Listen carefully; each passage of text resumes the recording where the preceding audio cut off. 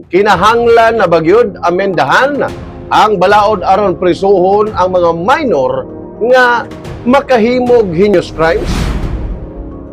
Maayong adlaw mga kahigalaan.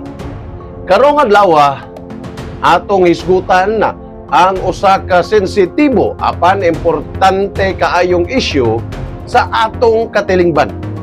Ang pagdagsa sa mga kabatan-unan nga nalambigit sa seryosong krimen, sama sa pagpangawat, pagpangulata, paggamit og illegal nga droga, ug pinakagrabe ang pagpatay. Tungod niini, daghan ang nangutana. Kinahanglan na bagyod amendahan ang balaod aron mahimong criminally liable o mapriso ang mga minor de edad nga makahimog mabugat nga krimen. Justice delayed for the victims is justice denied for society. Sa akong punto de vista, oo, kinahanglan nga tan-awon pag-usab o posibleng amendahan ang balaod apan kinahanglan nga balanse o makiangayon ang pagtan-aw niini. Dili lamang kay para sa silot kundi para usab kini sa hustisya, disiplina o proteksyon sa katilingban. Sa kasamtangan, ubos sa atong balaod dinhi sa Pilipinas, ilawom sa Juvenile Justice and Welfare Act, ang mga minor de edad nga 15 anyos paubos dili mahimong kasuhan criminally, samtang ang edad 15 anyos hangtod 18 anyos mahimong manubag lamang kung mapamatud-an nga nakasabot sila sa ilang gibuhat. Ang tumong niini nga maong balaod ang pagpanalipod sa kabatan-unan o paghatag ngadto kanila og ikaduhang higayon. Apan karon, daghan na ang nag-ingon nga adunay uban nga kabatan-unan nga nag-abuso niini. Naay mga sindikato ug mga kriminal nga mogamit og minor kay kahibalo silang dili dayon kini mapriso. Tungod niini, murag nagkagamay ang kahadlok sa ubang kabataan sa mga nagbuhat og krimen. When fear of punishment disappears, respect for the law slowly dies. Kung tan-awon nato ang realidad, makapaguol nga adunay mga estudyante o kabataan nga nalambigit sa pagpatay.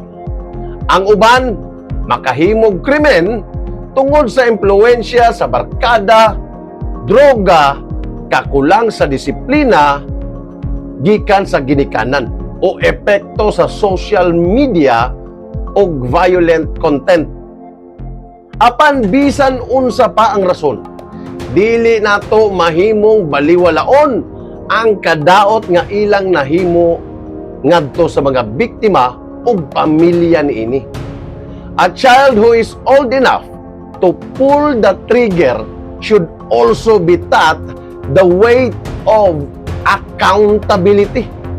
Busa para nako kung ang usa ka minor nakahimog heinous crime sama sa pagpatay, rape o brutal nga krimen nga klarong gihimo nga adunay pagsabot og tinuyo, kinahanglan adunay mas bugat nga accountability. Dili pasabot nga parihas dayon sila og silot sa mga hamtong. Apan kinahanglang adunay hustong silot og rehabilitasyon. Ang uban musupat niini kay nagaingon nga bata pa, mga minor og mahimo pa silang mausab.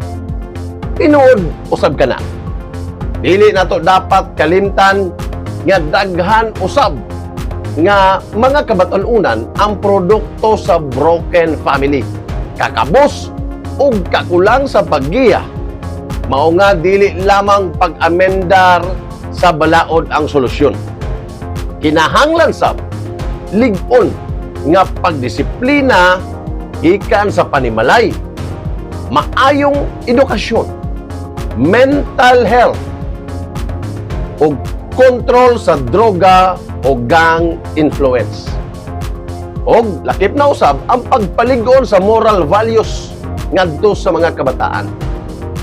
The collapse of discipline inside the home eventually becomes the chaos of society. Kay kung puro silot lang apan walay pagbag-o sa sistema, magpadayon sa gihapon ang maong problema. Importante usab nga ang balaod dili mahimong sobra ka istrikto hantod mawala ang tsansa ngadto sa mga kabataan nga makabangon og mausab. Angay nga adunay separate rehabilitation centers nga disiplinado og epektibo. Dili kay mura lang og bakasyonanan, kinahanglang matudluan sila og responsibilidad og konsekwensya sa ilang binuhatan. Mercy without accountability creates abuse, but accountability with guidance creates change. Sa katapusan, ang pangutana dili lang kung dapat ba prisuhon ang mga minor, kundi unsaon nato pagpanalipod ngadto sa katilingban o pagluwas sa kaugmaon sa kabataan. Kinahanglang adunay balanse tali sa hustisya ug kaluoy kung ang usa ka minor makahimog bugat nga krimen o klarong nakasabot sa iyang gibuhat. Kinahanglan siyang manubag kay ang edad dili dapat mahimong lisensya sa pagbuhat og dautan. No society can truly prosper when criminals are protected more than the innocent. Apan isip katilingban, adunay responsibilidad ang mga ginikanan, eskwelahan, simbahan, o gobyerno sa paggiya ngadto sa mga kabataan aron dili sila mahulog sa krimen.